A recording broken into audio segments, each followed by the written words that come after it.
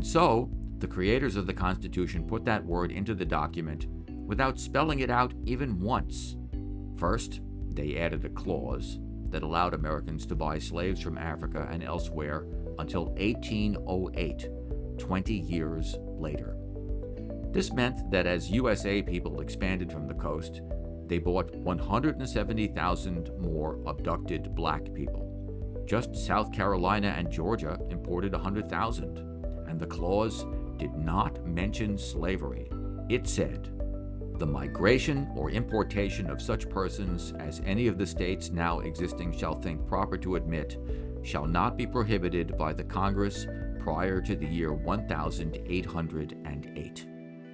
Second, they established a principle called extraterritoriality. That is, the condition of bondage stayed attached to a person even if they escaped to a state where slavery was abolished. And again, the clause never mentioned slavery.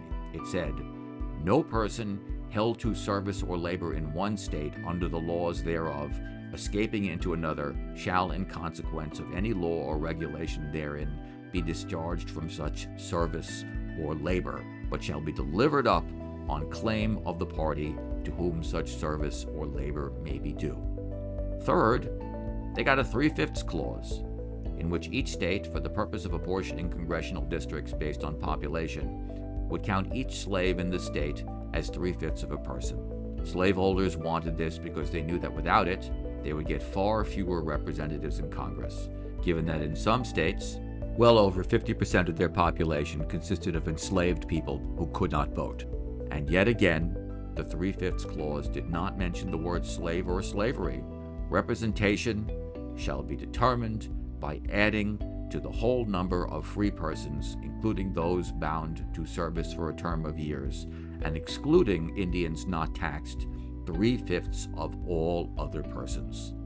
Finally, the Constitution gave the national government no power to interfere with slavery in the states, under any, even the most dire humanitarian circumstances.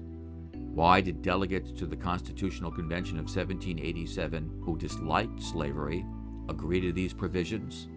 Part 3 of this video series will answer that question.